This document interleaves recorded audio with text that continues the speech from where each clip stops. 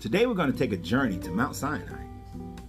And in our journey to Mount Sinai, we're going to realize where elements of the Moses story was copied from the Egyptian story, from the Kemetic story.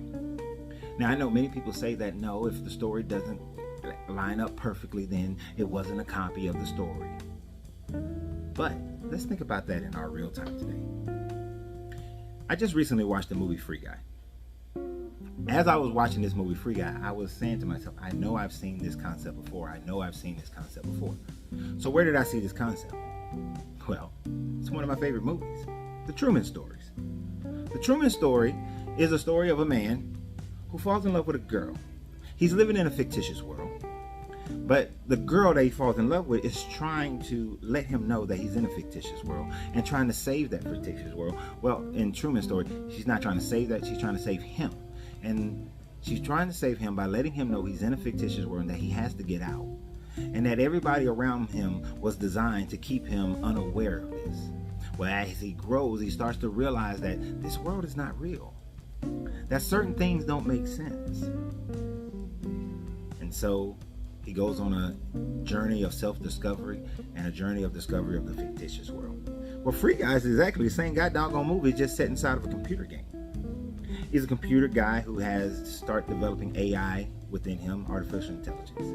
He falls in love with a girl. The girl is trying to save that world, but also trying to do some things on the outside world. And she tells him that he's living in a fake world. He goes through the hardship of realizing that, and then goes through the self-discovery of realizing he's in a fake world, but wants to maintain himself. And so he rallies and he goes on this journey and comes to realize that he is in a fake world and he fights for it. Relatively the same story. A few differences here and there, but the same story. In the Moses story, we already have identified in previous videos of how the story of Moses' birth and ascension into the royalty was done because he was placed into a basket, put along the Nile River, floated, and was found by the princess of Egypt. The princess of Egypt adopts him, and then he becomes the brother of the Pharaoh, and then him and the Pharaoh, Ramses, have issues, and then there's his exodus. But he becomes royalty. We know that prior to this story, the Semitic people would have known about the story of Sargon. The story of Sargon is that he was put into a basket at birth. He floated down the Euphrates River. He was found by the gardener of the king. The gardener of the king adopted him, and then he rose and became part of the royalty. And as he became part of royalty, he took over and became the first emperor in our current cycle of civilization. Now, that's an element that is the same, but it's not exactly the same. So what other elements were taken from the Kemetic stories? Well, when you journey to Mount Sinai, one of the things that you will find at the base of Mount Sinai is a temple of Hathor.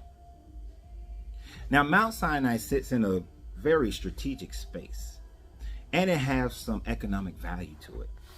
Mount Sinai sits after you cross the Red Sea, or before you get ready to go across the Red Sea. So we're crossing the Red Sea.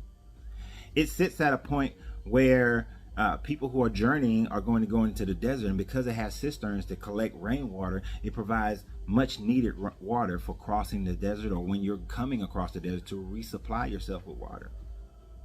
It's a great resting place, the same resting place that the children of Israel rested at. It's also a mining colony. And at that mining colony at Mount Sinai, they mine jewels and they mine minerals and elements that are used to make jewelry. We know that in the story, Aaron takes the jewelry of the Israelites and he fashions a golden calf. Why a golden calf? Well, in the Kemetic story, you find that Hathor, her animal symbol is the calf. She has the ears and horns of a cow with the solar disk of Ra, or Horus, in the middle. So he goes up, he gets the 10 Commandments, he comes down, he sees this golden calf, he's furious. Those 10 Commandments very similar to the 42 laws of Ma'at.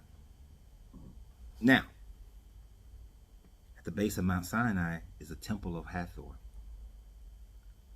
So the fact that Mount Sinai was chosen because it is a resting place, it is a place to gather water to refresh yourself after crossing the Red Sea or after coming out of the desert.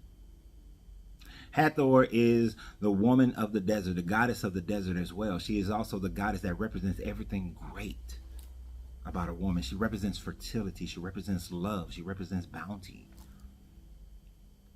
So the Israelite people would have looked upon her as someone that they should give worship to, sacrifice to, before crossing the desert.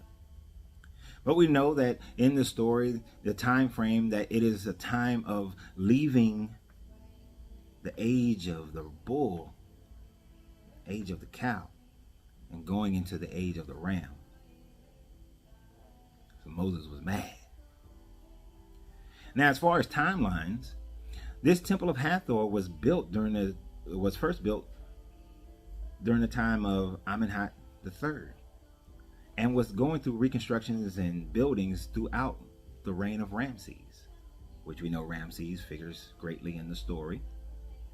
But the story of Moses supposedly happens at a time frame when Ramses was only the king for a very short period of time, only the pharaoh for a very, very short period of time. And they don't match up at all. There are 0 hieroglyphics of Moses' existence during the time of Ramses. Also, if you got about 2-3 million people who are here at Mount Sinai, you would think that they would have carved in some of their writings, their journey, their adventure at the temple of Hathor, or they would have destroyed the temple in itself, but they never did. The temple was still there, and there's no Semitic writing that represents the Israelites being there. All the writing there, even the Proto-Semitic Canaanite writing there, is representative of the Egyptians, of the Kemetic people, the Meta-Netchers.